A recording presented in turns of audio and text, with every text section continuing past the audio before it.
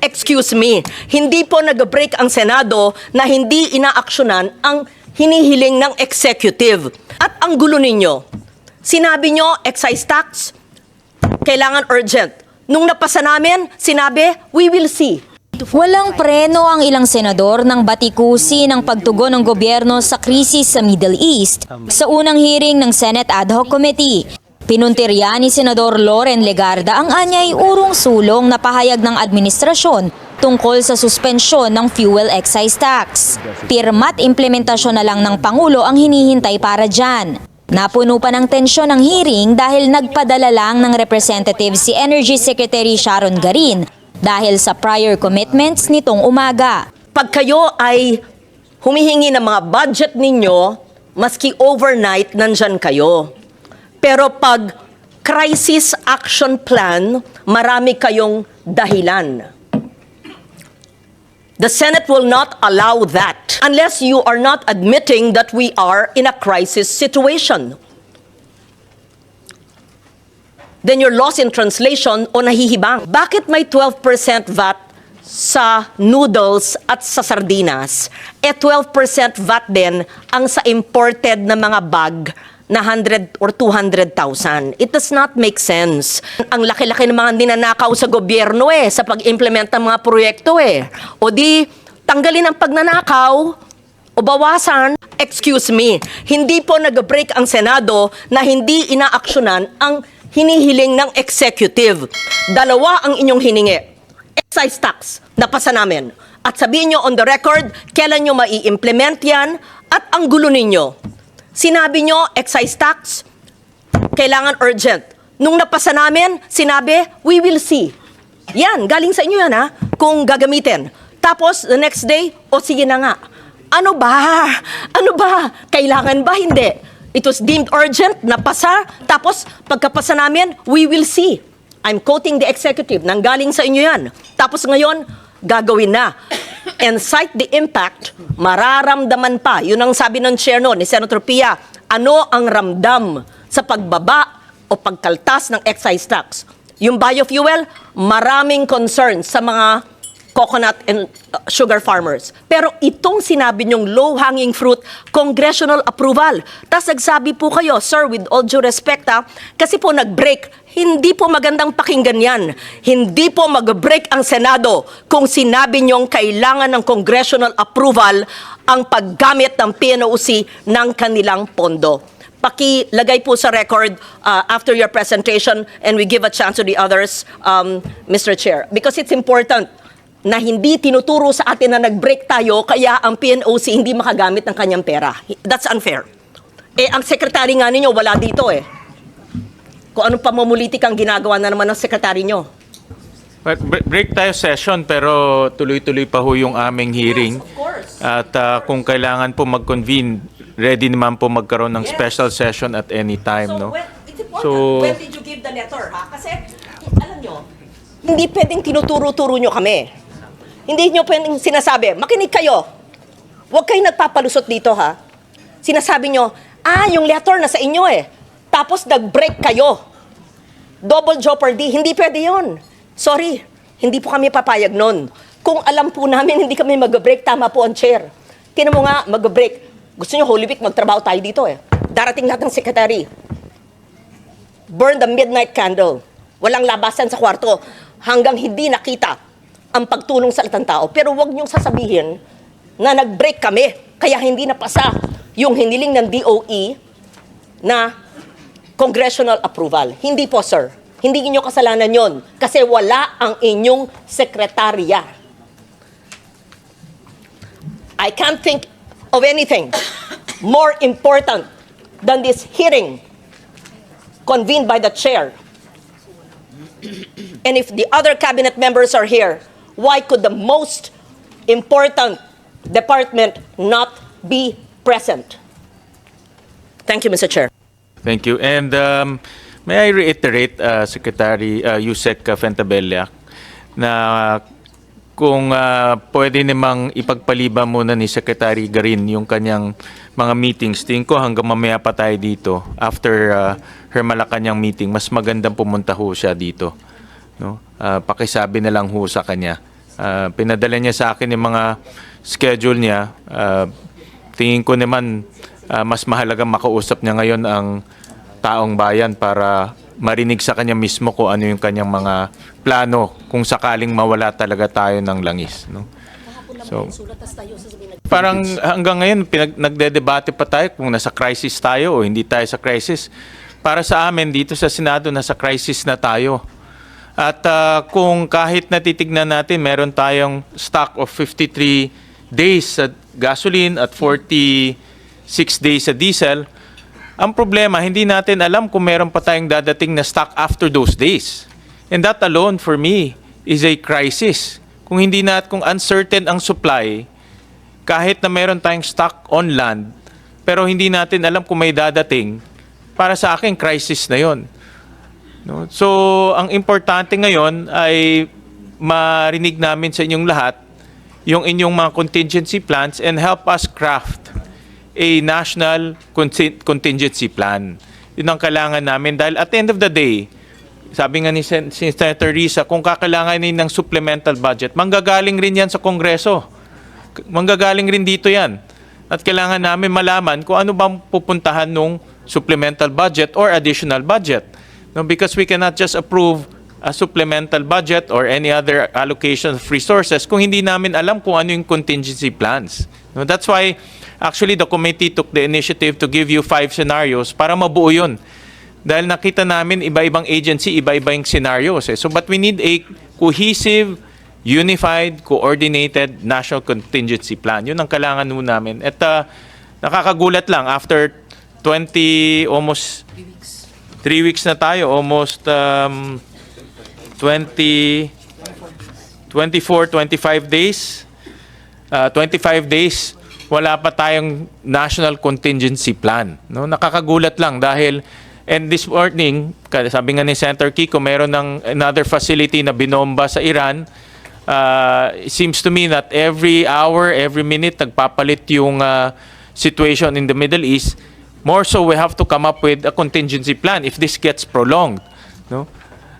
So, yan ang requirement namin sa ating mga agencies to submit also to the committee your contingency plan, but better yet, if DepDev or DSWD can consolidate this into one national contingency plan, that will be the best so that when the time comes that we need to allocate resources, we'll be guided accordingly. No? Sabihin natin, sa 110 million Filipinos, DOE, Secretary, the worst case is the country will run dry. Pakipaliwanag po ang tagtuyot sa sambayan ng Pilipino para po kami maintindihan namin ang paghahandang dapat gawin. Kung ganyan po ang sinasabi ng Department of Energy, hindi pa ba yan krisis? Ayaw pa ba talagang yugyugin ang mga utak ng mga tao sa gobyerno para tanggapin na tayo'y nasa isang krisis? At sinasabi na that we will run dry. Pakipaliwanag po para maintindihan, mapondohan, nandiyan ang chair ng finance, para ang ibang ahensya ng gobyerno ay maghanda pa at masyado pang gipitin ang belt tightening sa paghahanda. We want to understand. Thank you, Mr. Chair. Mr. Chair, the running dry means we run out of fuel and of gasoline and Yes, diesel. yes, obviously. Yes. Teka po. Ay. English po yung sinabi nyo, sinalita nyo yon translated sa Filipino. Maaari sigurong karaya kung gusto nyo. Ibig ko sabihin paliwanag, hindi po translation. What I mean, what I want the DOE to say is the implications. What does running dry mean in terms of the farmer and the fisher folk and the jeepney driver and all of those in the lower income and middle income, all of us? What are the implications insofar as agriculture, insofar as transport sector, nandiyan ang DOTR, insofar as what are your action plans? Because you said it, not us. The country will run dry. Kung tayo'y mauubusan na ng langis na nagpapatakbo ng ating ekonomiya, Gusto namin marinig ni Chair kanina pang alas 9. Anong action plan na hindi motherhood statement? Thank you, Chair. Secretary Kiring. Mr. Chair, I can only speak for DOE that, but the impact on the industries would be with the other agencies. And sa atin po, as our impact would be the fuel side on the gas stations, and which affects the transport, and then on the power side. The power side, we fortunately we are only using diesel at 3% in our energy mix. So ang most affected dyan would be Napocor, Mr. Chair, the islands, no? So that's why our chair, our president has been hard at work in coming up with alternatives in case different scenarios. On the fuel side, we are currently the effect would be transportation cannot run.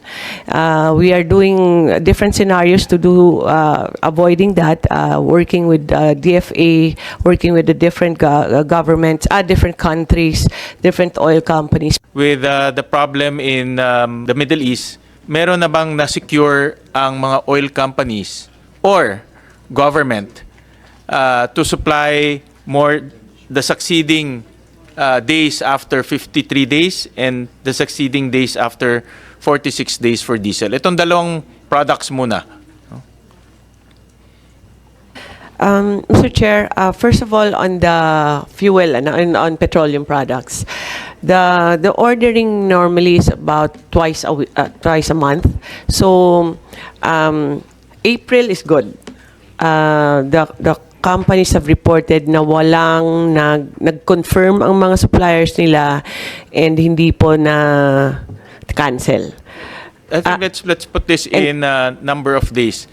Itong 53 days, after 53 days, may confirmed orders naman for how many more days or Yes, sir. how many more months? Meron tayong, yun nga, sir, meron tayong mga contracted na mga incoming. Ilang days to? Kasi nangyayari parang hand to mouth tayo ngayon Yes, that's what we are Which we right don't now. want. That's why kailangan natin ng contingency. That is if this war goes on, that's what's going to happen, Mr. Chair. The orders cannot be too big kasi wala tayong capacity for storage and also the financing of the oil companies. A 5-day supply of the whole country, if we want the government to supply that, that's about 10 to 12 billion pesos. Kaya hindi talaga. Yeah, but So we're not we asking keep- them to buy it. We're asking them lang to secure the orders. Diba? Yes, sir. That's what we're working together with them para yung mga future is secure siya kasi marami silang may mga long-term contracts, usual suppliers nila for over the years, and that's what we're working with. Meron pong mga nagko-confirm na ng mga companies. I think it will add about 11 days ba sabi mo? Yes. 11. Meron mga contracted na after na will supply after the 50 after the April supply. So meron po and what we're waiting for is we're working on now for the May na naman na supply, Mr. Chair. But this is slowly trickling in pa rin eh. Pero So in hindi- I other cannot words, confirm na yung 53 days plus 11 days pa. mga ganun lang, Mr. Chair. So 64 days. So 2 months. We're good for 2 months. Sa diesel, ganun rin. Tama ba? A little shorter, Mr. Chair. Siguro mga plus 8 lang siya. So Plus 8 days. 45 plus 8. So 54 days ang diesel. Yes, Mr. Chair. After that, We have to work again for the next batch. We keep on working. Kaya walang tigil po yung trabaho nito. and Patuloy-tuloy. but that's uncertainty. Yes, Mr. Chair. And in an event that, assuming na talagang sinara yung Strait of Hormuz, no? Yes, lumala pa yung sitwasyon sa Middle East, what is now the contingency? Because we cannot have a scenario wherein Yes, sir. walang papasok na langis. Magkakaroon tayo, sabi nga ni Senator Risa kanina, mas malalim yung problema natin. So what's the contingency?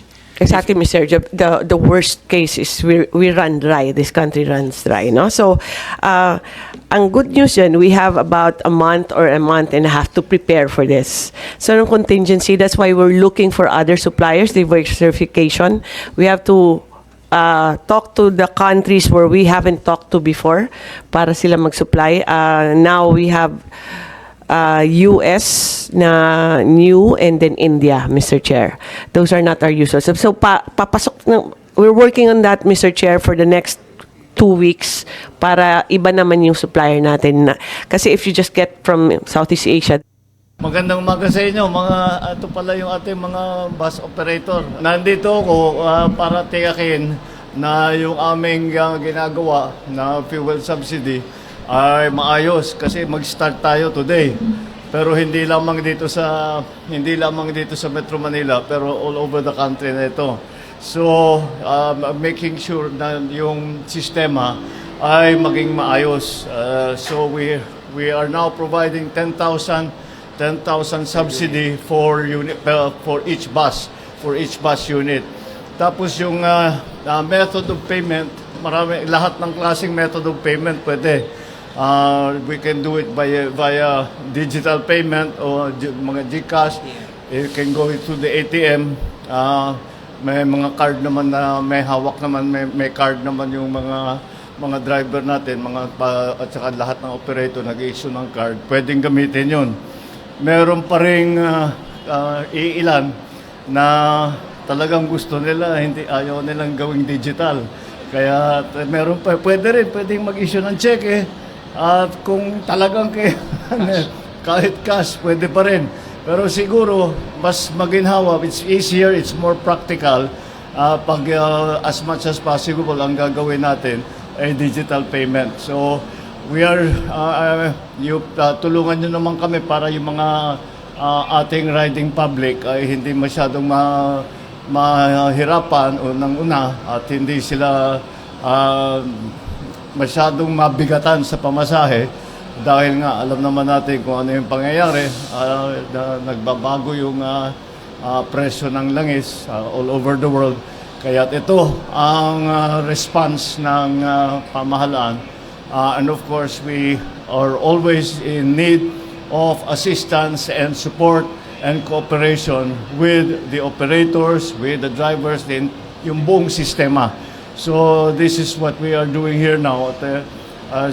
We are having the briefing now from the OTR. Tinignan namin ang mga facilities. So far, mukha namang maayos.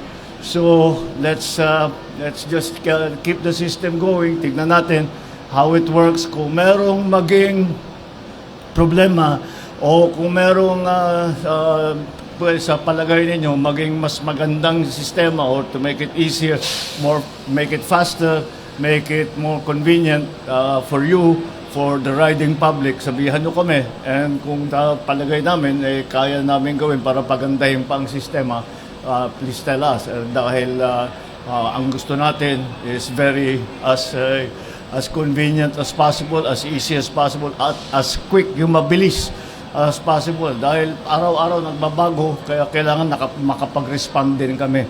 So, with the cooperation, ako malakas ang loob ko sabihin na pagka basta't nagtutulungan tayo, yung private sector at saka yung kayong mga operator at saka kami in government, sana maging hindi na wala yung pakiramdam ng ating riding public. Yun ang ating mga siniservisyohan.